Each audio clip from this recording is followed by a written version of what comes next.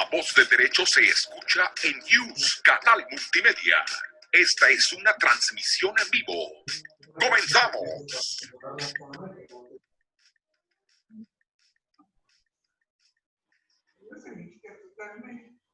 Gus, mira. ¿Qué tal, queridos amigos? ¿Cómo están?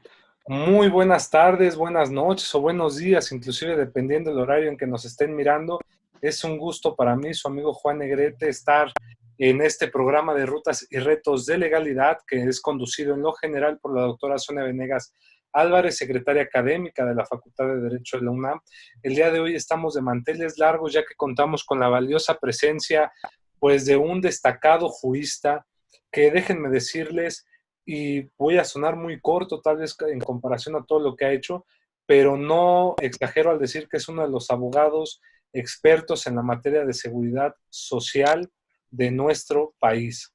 El maestro, si me lo permiten rápidamente decir, pues es licenciado en Derecho egresado por nuestra Facultad de Derecho de la UNAM, es asesor de la firma Goodrich, Riquelme y Asociados, especialista en Derecho Laboral y Seguridad Social, cuenta con una especialidad además en Derecho Fiscal en la Universidad Panamericana, especialidad en Salud y Seguridad en el Trabajo en la UNAM y el IMSS, es vicecoordinador del Comité de Seguridad Social de la NADE, miembro de la Barra Mexicana Colegio de Abogados, ha intervenido en arbitrajes internacionales como perito en Derecho Laboral y de Seguridad Social ante la Corte Internacional de Arbitraje de la Cámara de Comercio Internacional. Además, ha sido un destacado profesor de la Maestría en Derecho Laboral y Seguro Social en la Universidad La Salle, el Instituto de Especialización para Ejecutivos, profesor fundador en el Diplomado de Impuestos de la Escuela Superior de Comercio y Administración del Instituto Politécnico Nacional, profesor del Diplomado Salud y Seguridad en el Trabajo, impartido por la Facultad de Derecho de la UNAM, además de ser profesor invitado en la Maestría de Derecho de Trabajo en la Escuela Libre de Derecho. Ha escrito diversos artículos y ensayos, entre los cuales se encuentra Reformas Estructurales de la Seguridad Social, que se publicó por la editorial Temis, coautor del libro Propuestas de Reformas Legales e Interpretación de las Normas Existentes en Materia de Seguridad del Seguro Social, publicado por la Barra Mexicana Colegio de Abogados, y del ensayo denominado Aspectos Inconstitucionales del Seguro de Riesgos de Trabajo, publicado por la Suprema Corte de Justicia y la Barra de Abogados. Además, es articulista de la revista Práctica Fiscal y Laboral, Legal Empresarial de Tax Editores, así como en la revista Abogado Corporativo. Y pues vaya, queridos amigos, esto es una muy breve síntesis de toda la trayectoria de nuestro invitado. Es un gusto para mí saludar al doctor Gustavo Cuenca, al maestro Gustavo Cuenca, que nos acompaña y nos engalana, sobre todo con su presencia. ¿Cómo está, querido maestro Gustavo García Cuenca? Muy bien, muchas gracias, mi estimado Juan.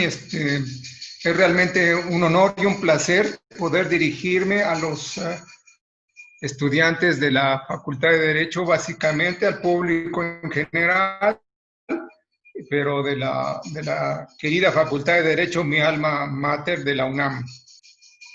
No, pues más para nosotros, querido maestro Gustavo García Cuenca. Y pues vaya que el tema va a ser muy, muy interesante respecto al régimen de las pensiones del Seguro Social o del IMSS, si lo queremos ver así, por lo cual el maestro nos ha preparado una exposición muy interesante, por lo cual me permito compartir dicha presentación para que podamos escuchar a nuestro querido invitado. Correcto, empezaría yo por decirles que el tema de las pensiones se ha complicado notablemente.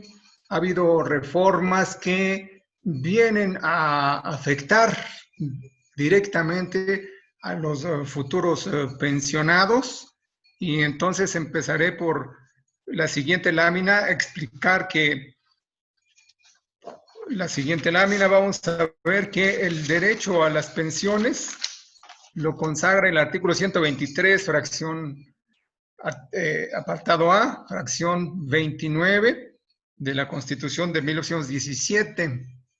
Sin embargo, fue reformada en 1929 para quedar como actualmente se encuentra en la Constitución, en donde se establece que es de utilidad pública la ley del Seguro Social, que comprenda seguros de invalidez, vejez, de vida, cesación involuntaria en el trabajo, de enfermedades y accidentes, así como del servicio de guarderías. De ahí que la primera ley del Seguro Social data de 1943. Tenemos una segunda ley o prácticamente reformas importantes de 1973. La actual ley data de 1997 y pues recordar que en 1992 se crea la primera etapa del sistema de ahorro para el retiro.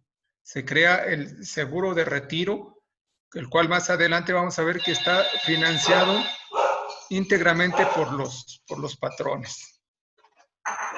Así tenemos que a partir del 1 de julio del 97 se reforma la ley y se modifica completamente el sistema de pensiones. Ahora, es importante ver qué pensiones son las que se ven afectadas con esta reforma. Entonces, tenemos que hay riesgos de trabajo, las pensiones de riesgos de trabajo, en donde una persona que por virtud, por razones de trabajo, con motivo de trabajo, sufre algún accidente o alguna enfermedad y queda imposibilitado para trabajar o pierde alguna parte funcional de su cuerpo, un miembro de su cuerpo, un dedo, una mano. Entonces, lo que va a otorgar el Seguro Social es una pensión del ramo del seguro de riesgos de trabajo. Entonces hay pensiones de riesgos de trabajo que más adelante vamos a ver quizás un poco más en detalle cuáles son esas pensiones de riesgos de trabajo cuando un trabajador le ha sido declarada por el Seguro Social una incapacidad permanente, parcial o total. Luego tenemos el seguro de invalidez y vida. También si el trabajador fallece, queda imposibilitado para laborar, técnicamente se le declara una invalidez. Es invalidez porque no deriva de un riesgo de trabajo. O bien, si el trabajador fallece, tendrá la esposa, la concubina, tendrá derecho a una pensión de viudez. Ese es el segundo. Y el tercero, el que se refiere a los retiros, es el seguro de retiro, cesantía en edad avanzada y vejez. Estos previstos desde la ley, como les comentaba, de 1973. Entonces, se cambia completamente el modelo de las pensiones siguiendo el sistema chileno. Es importante hacer notar que en la ley de 1973 su financiamiento se basaba en el principio de solidaridad, denominado sistema de reparto o beneficio definido. En este sistema podríamos decir que los trabajadores en activo financiaban y metían el dinero en una bolsa y de esta bolsa financiada por los trabajadores en activo, los pensionados iban tomando los fondos para sus pensiones. Este era el sistema solidario de la ley anterior. Vamos a llamarle ley anterior, ley de 1973. Sistema solidario de pensiones.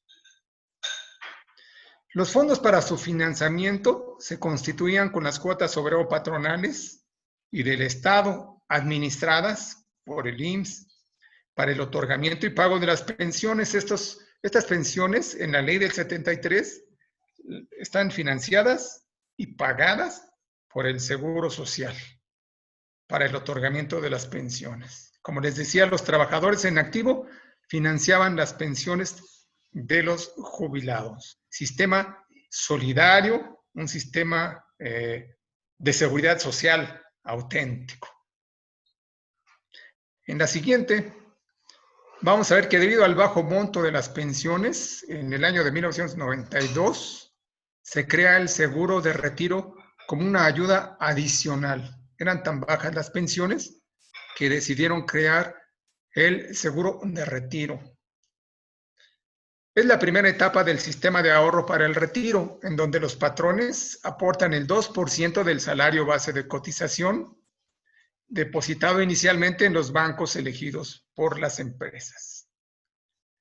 En la ley de 1973, las pensiones de cesantía en edad avanzada y de vejez, las pensiones de retiro, su monto es definido y se determina anualmente, pagadera mensualmente, y se compone de 2 elementos conforme la ley anterior. Entonces vamos a analizar cómo procedía, cuál era el procedimiento de la determinación de las pensiones, porque vamos a ver que las nuevas pensiones ahora que se van a pagar con el sistema de ahorro para el retiro son sumamente escasas, son muy bajas. Su tasa de reemplazo es del 25-30%. Lo pasaré a explicar con más detalle.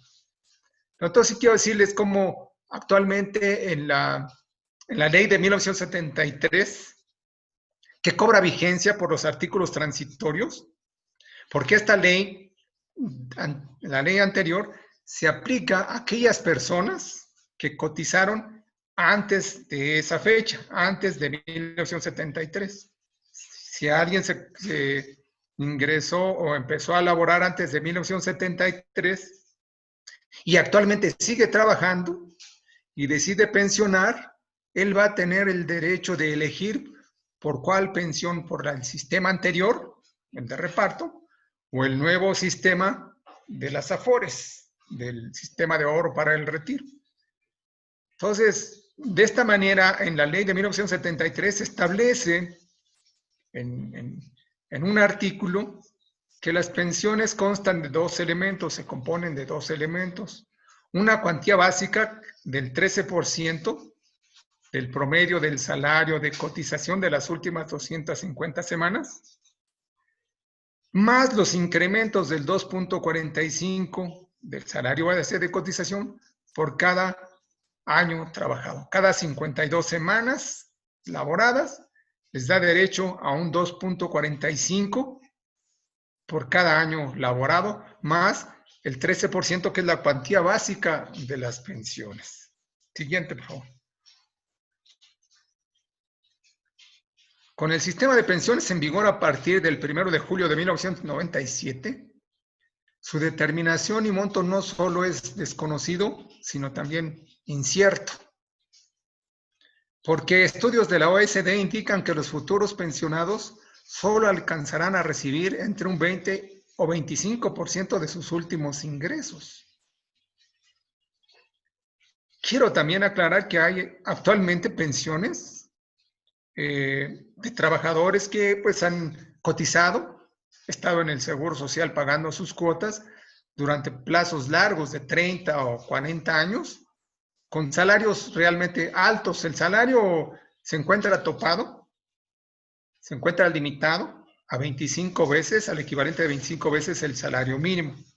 ¿Qué quiere decir? Que si una persona gana 30 o 40 veces el salario mínimo, la base para la determinación de su pensión con la ley anterior va a estar limitada, va a estar topada a 25 veces, el equivalente a 25 veces el salario mínimo. Ahora bien, los cambios fundamentales. Las pensiones ya no serán otorgadas ni financiadas por el IMSS, sino ahora por compañías aseguradoras privadas. Entonces, esta es mi primera observación importante. Se privatiza el sistema de las pensiones. Entonces ya no son de seguridad social, están privatizadas.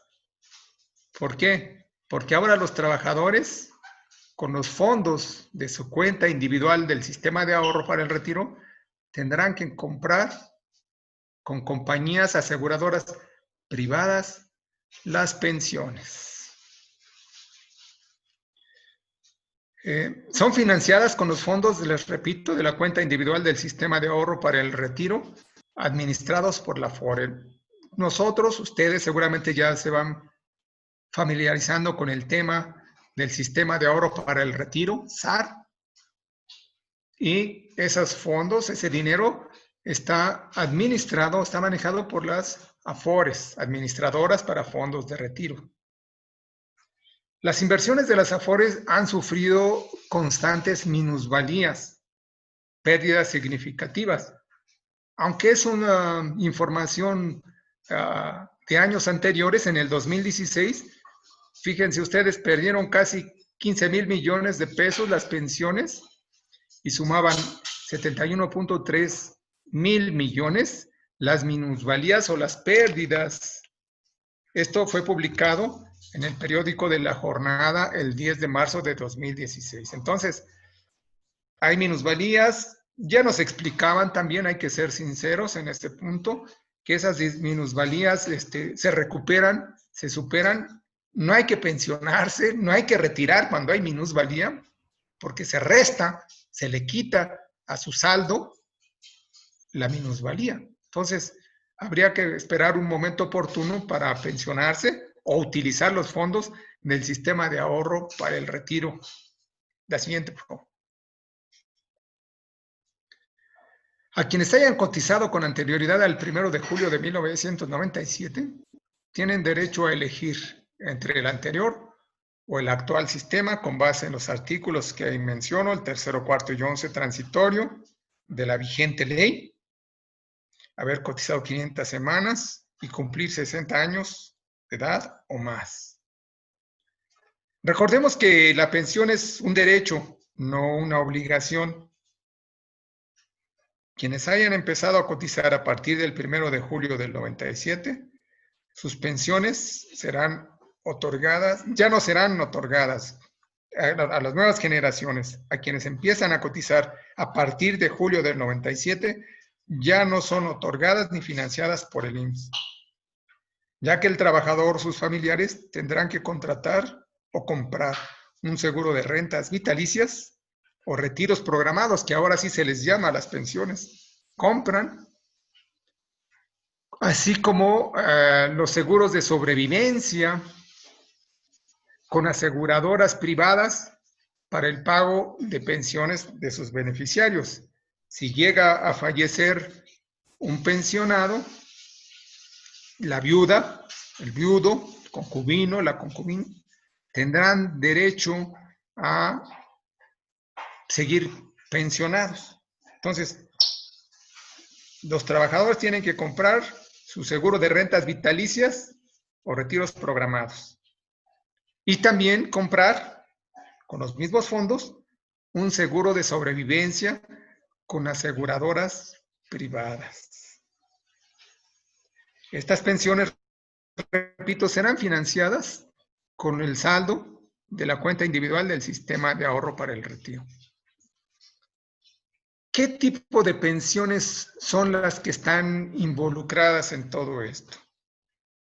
A veces pensamos que nada más son las pensiones de retiro, de cesantía cuando tiene 60 años y queda sin empleo, o de 65 años cuando decide jubilarse, en términos de la ley del Seguro Social, pensionarse por vejez. Así tenemos entonces, y debemos tomar nota cuáles son los tipos de pensiones. Entonces, hay pensiones de riesgos de trabajo, para que nos quede muy claro. Las pensiones de riesgos de trabajo, para aquellos trabajadores que tienen una incapacidad permanente total, ya no pueden seguir trabajando, y entonces le dan su pensión para que pueda sobrevivir. O una incapacidad permanente parcial. La incapacidad permanente parcial, como yo les decía, es cuando tiene alguna pérdida orgánica o funcional, o pierde la vista, o pierde el oído. ¿Puedes explicarle que estoy? Yo le marco. Estoy en una conferencia, una videollamada, perdón. Está en una videoconferencia. Entonces, invalidez, cuando el trabajador se encuentra imposibilitado para laborar, siempre y cuando no sea víctima de un riesgo de trabajo. De vida que otorga la pensión, hay otro tipo de pensiones del seguro de vida, que otorga pensión de viudez, orfandad o accidentes cuando fallece el trabajador por causas distintas a un riesgo de trabajo. Riesgos de trabajo, aprovecho para explicar que son los accidentes o las enfermedades a que están expuestos los trabajadores con motivo o en el desempeño de sus labores. Así tenemos que cuando el trabajador fallece, procede el ramo de vida, el seguro de vida, que otorga pensión de viudez, de orfandad ascendientes o cuando fallece un trabajador por causas distintas a un riesgo de trabajo. Luego tenemos el de cesantía involuntaria en el trabajo, cuando queda sin empleo y tiene 60 o 64 años de edad el trabajador. Y el de vejez, que es la pensión del trabajador cuando llega a cumplir 65 años o más, reúne las semanas de cotización y así tiene derecho a una pensión. Entonces vemos que son varios tipos de pensiones, repito, riesgos de trabajo, de invalidez, de vida, de viudez, de cesantía involuntaria en el trabajo, de vejez. Estas son todas las pensiones, pero vean ustedes que todas estas pensiones se pagan con los fondos de la cuenta individual del sistema de ahorros para el retiro. La siguiente, por favor. Ahora vamos a ver cómo está compuesta la subcuenta de retiro, cesantía y vejez. Entonces, la cuenta individual del sistema de ahorro para el retiro consta de 3 subcuentas que vemos aquí. Subcuenta de retiro, cesantía y vejez. De retiro, la aportación patronal es del 2%. De cesantía y vejez, el patrón aporta el 3.150. Y el trabajador, ahí lo marco con rojo, el trabajador aporta solamente 1.125% del salario base de cotización y el Estado aporta el 0.225 más una cuota social para trabajadores con ingresos hasta de 15 veces el salario mínimo que se actualiza trimestralmente. Luego, dentro de la cuenta individual tenemos la subcuenta de vivienda, que se compone con las aportaciones patronales del 5% al Instituto del Fondo Nacional de la Vivienda, al Infonavit. Es una aportación patronal y observo que, bueno, es un concepto ajeno al de las pensiones. Y por último, la subcuenta de aportaciones voluntarias. Esta subcuenta de aportaciones voluntarias, en la práctica, se presenta muy poco. No tenemos la cultura del ahorro, por una parte. Por otra parte, pues tenemos que elegir si ahorramos o sufragamos los gastos de la familia, la comida, el sustento. Entonces, puede ser difícil para un trabajador llevar a cabo aportaciones voluntarias. Pero está ahí como una de las subcuentas. ¿A qué sí?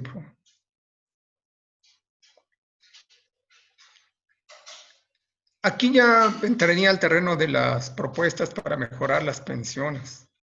Si, como ya lo he explicado, las pensiones de riesgos de trabajo que traen pensiones por incapacidad permanente parcial, incapacidad permanente total y la muerte, vemos que en el artículo 58 y 68 de la Ley del Seguro Social, estas pensiones van a ser cubiertas en parte por las aportaciones por la cuenta individual del sistema de ahorro para el retiro. Dice la ley que va a determinar el capital necesario, el Seguro Social, para poder comprar estas pensiones del seguro de riesgos de trabajo. Entonces, mucho ojo porque están financiadas por la cuenta individual del sistema de ahorro para el retiro. Y ya vimos que en el sistema de ahorro para el retiro, el trabajador aporta 1.125%. Luego tenemos las pensiones de invalidez y vida, que igualmente, si el trabajador fallece por causa distinta a un riesgo de trabajo, la pensión de viudez la va a contratar, la va a comprar, conforme a la nueva ley, con una compañía aseguradora privada, y para esto va a tener que pagarla el propio trabajador con su cuenta individual del sistema de ahorro para el retiro. Y por último, las pensiones de retiro, la de cesantía en edad avanzada y vejez, que pues bueno, ya vimos que se encuentra financiada por el sistema de ahorro para el retiro. La siguiente lámina, por favor.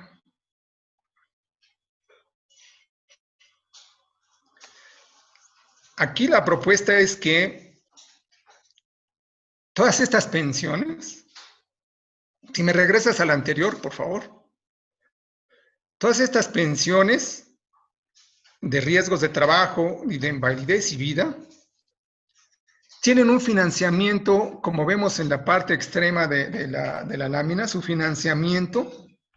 Vemos que los riesgos de trabajo, hay una cuota patronal que va del 0.05% al 15%. Los patrones aportan, no aportan ni los trabajadores ni el Estado para financiar el seguro de riesgos de trabajo. En el seguro de invalidez y vida, vemos que pues hay una aportación patronal del 1.750. Los trabajadores aportan el 6.25% del salario de cotización y el Estado el 0.125. Entonces, si todas estas tres tipos de pensiones se pagan con los fondos de la cuenta individual del sistema de ahorro para el retiro, mi propuesta es que habrá que analizar si al financiamiento número 3 romano, extremo derecho, al financiamiento del 2%, del 3.150 y del 1.125, habría que analizar si es conveniente que las cuotas de invalidez y vida, la cuota obrero patronal y del Estado, sean incluidas a la cuenta individual del sistema de ahorro para el retiro. ¿Por qué? Porque si una persona se pensiona por invalidez y vida, véanlo gráficamente. Si una persona se pensiona por invalidez, por los seguros de invalidez y vida, esas pensiones van a ser financiadas con la cuenta del sistema de ahorro para el retiro, pero en el sistema de ahorro para el retiro no está incluido en su financiamiento las cuotas del seguro de invalidez y vida, ni las cuotas de riesgos de trabajo. Entonces, por eso habría que analizar la factibilidad jurídica y financiera para que todos estos tres tipos de pensiones, como los hemos dividido, incluyan no solamente la cuenta individual del sistema de ahorro para el retiro, sino que a esta cuenta individual del sistema de ahorro para el retiro, que da un 6,5%, se sumen las cuotas obrero patronales y del Estado de los seguros de riesgos de trabajo, aunque fuera una parte, y de invalidez y vida. Dicho de otra manera, si una persona se pensiona por vejez o por cesantía, quiere decir que no tuvo una incapacidad permanente parcial o total, que no se murió, quiere decir que no se invalidó, quiere decir que no pagaron, el Seguro Social no pagó una pensión de viudez. Entonces, la pregunta, ¿dónde quedan estos fondos del financiamiento de los seguros de riesgos de trabajo y de invalidez y vida? ¿Sí? Entonces, el trabajador se pensiona, pero no utilizó esos fondos, no utilizó esas cuotas obrero patronales de la tercera columna, las cuotas patronales, las cuotas de los trabajadores, las cuotas del Estado. ¿Dónde está ese dinero cuando uno se pensiona por vejez? Entonces, habría que analizar, en resumen, que todos estos tipos de pensiones que son cubiertos, pagados, financiados por el SAR, se incluyan en estas las cuotas obrero patronales de los seguros de invalidez y vida y una parte, aunque fuese, del seguro de riesgos de trabajo, porque sepan ustedes que el seguro de riesgos de trabajo tiene un gran superávit. Tiene superávit, le sobra dinero y entonces esa sería mi mi primer propuesta, analizar y reformar la ley para analizar y crear todo un sistema de pensiones único del Seguro Social, simplemente con todos estos 3 ramos o tipos de seguros de pensiones. También la propuesta va encaminada a que los trabajadores realicen aportaciones adicionales obligatorias, progresivas, considerando que ellos aportan tan solo el 1.125% de su salario. Es decir, que por cada 100 pesos que percibe un trabajador, solamente aporta 1 peso con 12 centavos, lo que pues realmente es insuficiente para constituir un fondo de retiro. En otros países, los trabajadores aportan, les descuenta el patrón de su salario entre un 6-7%. Entonces, noten ustedes aquí que la propuesta es que tendría que hacer un esfuerzo y no solamente que dejar la carga a los patrones y al Estado.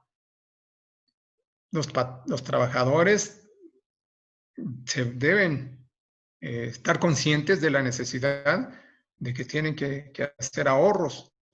Y una forma de hacer ahorro es, pues, en el sistema de ahorro para el retiro es las aportaciones voluntarias. Pero aquí mi propuesta es que se incrementen las aportaciones obligatorias de los trabajadores, puede ser de manera progresiva, pero sí es insuficiente lo que aportan, es muy poco. Por lo que respecta al 5% del Infonavit, su fundamento constitucional es completamente ajeno al de las pensiones. Si un trabajador pidió un préstamo, un crédito al Infonavit, pues ya no va, el trabajador ya no va a tener esos fondos. Ya esos no cuenta con esos fondos. Solamente que no había pedido préstamo, bueno, pues iban a recibir un 5% más al final de su vida laboral para poder comprar una pensión que les otorgue un mayor beneficio. También estoy pues proponiendo, no obstante que ya las normas lo establecen así, el Estado debe de garantizar que las aportaciones al SAR no sufran disminución o minusvalía que tanto perjudica a los trabajadores. La siguiente, por favor. La siguiente. Es una especie de epílogo que el año entrante se van a cumplir las primeras 1.250 semanas que se requieren para tener derecho a las pensiones de cesantía de edad avanzada y de vejez de acuerdo a la edad de los trabajadores. Luego entonces serán las primeras generaciones de pensionados con el nuevo sistema, quienes verán notablemente disminuidos sus ingresos y nivel de vida, lo que seguramente provocará un descontento y eventualmente una grave crisis social. Estamos entonces en presencia de una bomba de tiempo. Quisiera comentarles finalmente que el 21 de julio el Ejecutivo anunció a mejorar el sistema de las pensiones. Desde el 21 de julio no ha enviado ninguna iniciativa que nosotros sepamos o los amigos diputados han informado que no se ha presentado ninguna iniciativa. Entonces, esta iniciativa me parece que es insuficiente, incompleta por los lineamientos que dio el Ejecutivo y el Consejo Coordinador Empresarial, porque básicamente se concreta la iniciativa o el anuncio de iniciativa, porque no la hay todavía, en incrementar la cuota patronal del 5.15% al 13.875% del salario base de cotización y se reduce el número de semanas requeridos para tener derecho a las pensiones Actualmente la ley exige 1.250 semanas y se propone reducir de 1.250 semanas a 750 semanas. Esto puede favorecer a algunos trabajadores que, teniendo la edad y la necesidad de pensionarse, si no cumplen las 1.250 semanas cotizadas, pues sí van a poder pensionarse. Y por último, pues que se va a garantizar una pensión, es decir, ya existe una pensión. La pensión mínima garantizada actualmente por la ley equivale al salario mínimo. Entonces, la propuesta es aumentar de 3.289 pesos a 4.345 pesos mensuales la pensión mínima garantizada. Entonces, ese es el tope hacia el piso de una pensión cuyo monto es de esa naturaleza, 4.345. Entonces, no sé, me pregunto, ¿quién podrá subsistir con una pensión de 4.500 pesos? Por eso opino que esta iniciativa, los lineamientos de la iniciativa, pues son insuficientes porque requiere de una reforma de fondo, una reforma estructural, una reforma bien planeada, con datos actuariales o estadísticas en que pueda soportarse su viabilidad, su proyección, y mientras no se entre al estudio, repito, a fondo y se analice estructuralmente en su conjunto todo el sistema de pensiones, yo creo que lo único que van a hacer es ponerles algunos parches a la ley y beneficiar de manera muy escasa a los trabajadores de las futuras generaciones. Eso sería todo por mi parte. Si tienes algunas preguntas. Uy, querido maestro Gustavo, muchas, porque sin duda alguna el tema de las pensiones nos va a traer vueltos locos. Hay muchos puntos que quedaron, creo yo, muy contestados en su presentación y su exposición, sobre todo para recapitular, pues, qué tipos de seguros hay y sobre qué versan. Pero yo me iría duro y a la cabeza con esta primera pregunta en el sentido para todos los jóvenes, es decir, ¿por qué hoy por hoy representa un problema, si me lo permite decirlo así o plantearlo así, el sistema actual de pensiones para los jóvenes? Y hablo de jóvenes que, bueno, si hoy por hoy están trabajando en alguna empresa, que esté su patrón dando sus cuotas al IMSS y vayan aportando esto para que tengan su cuenta individual. Pero ¿qué pasa también con todos aquellos que son independientes y que no piensan en un ahorro? De alguna forma sus sueldos son intermitentes, no hay forma de que los puedan estar capitalizando. ¿Qué ocurre con estos jóvenes que nos vamos a enfrentar el día de mañana, pues, a este sistema de pensiones?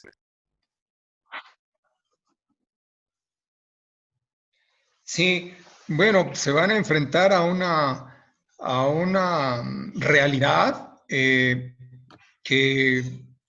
les va a reflejar una pensión con muy bajo monto, de muy bajo monto. Entonces, tendrían que pensar en tener alternativas, en tener un pilar adicional, como puede ser el ahorro voluntario, el ahorro individual de cada trabajador, pero sí, como yo les comento, puede llegar a ser una crisis de tipo social, el descontento de los trabajadores. Vamos a tener viejos pensionados a futuro, a partir del año que entra, Uh-huh. con pensiones muy bajas. Entonces van a tener necesidad de seguir trabajando o en la informalidad más sus pensiones, pero mientras no se reforme, mientras no se modifique, no tienen mejores expectativas a futuro corto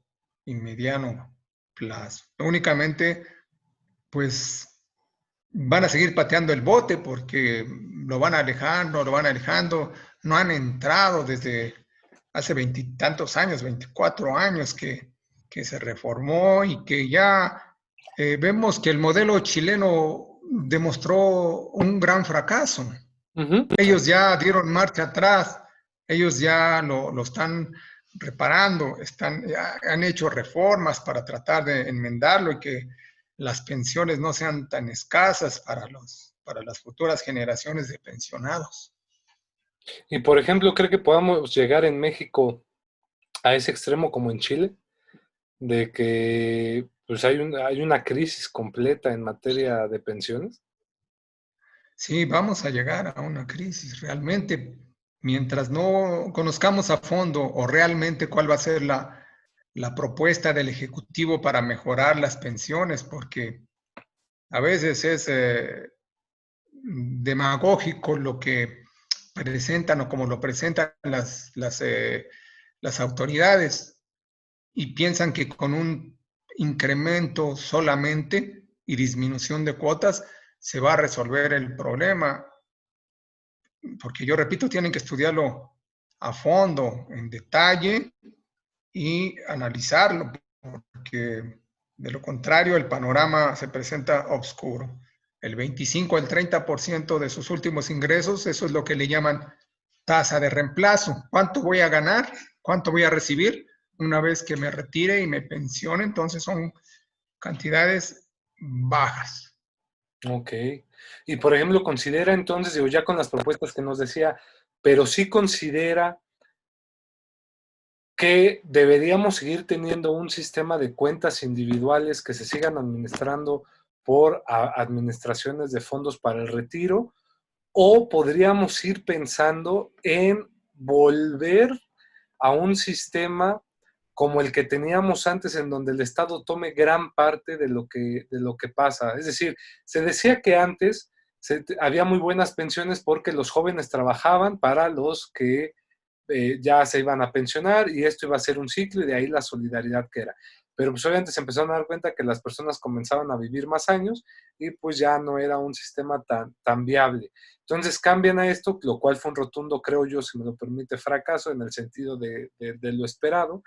Entonces, ¿qué debemos hacer, doctor? Porque, pues, inclusive aún con la propuesta que vaya a presentar en este caso el Ejecutivo, pues yo sí creo que nos vamos a quedar cortos todavía, es decir, ¿hacia dónde tiene que migrar hoy por hoy el sistema de pensiones? Sí, se queda corto con esa reforma si no se analiza. Habría que empujar, habría que explicarle, porque también algunos diputados, o varios diputados o senadores, desconocen completamente cómo está el sistema. Así es. No tienen idea, no tienen, digamos que buenos asesores. Entonces, yo veo el panorama un poco oscuro hasta en tanto no se decidan a estudiar a fondo el problema, analizarlo y a tratar de resolverlo de una mejor manera, que se atrevan un poco pues a incrementar la cuota de los trabajadores, que puede ser progresivo, que puede ser año con año, que puede ser derivada de un incremento salarial, y una parte se vaya de ese incremento salarial, que se vaya una parte al ahorro obligatorio, ¿no? Entonces, debe reformarse en ese sentido, analizar todos los tipos de pensiones, riesgos de trabajo, invalidez y vida, y los de retiro en su conjunto, porque todos estos están financiados por la cuenta individual, es muy escaso el financiamiento de todo el mundo de las pensiones del Seguro Social. Ok, entonces usted considera que sí deberíamos seguir como en un sistema tripartito, pero aumentando estas aportaciones tanto de los trabajadores como del patrón y el Estado, por así decirlo, y obviamente haciendo hincapié al ahorro, ¿no? Y unificar todo el sistema de pensiones. Ah, Que perfecto. el financiamiento de riesgos de trabajo, una parte, se vaya para las pensiones.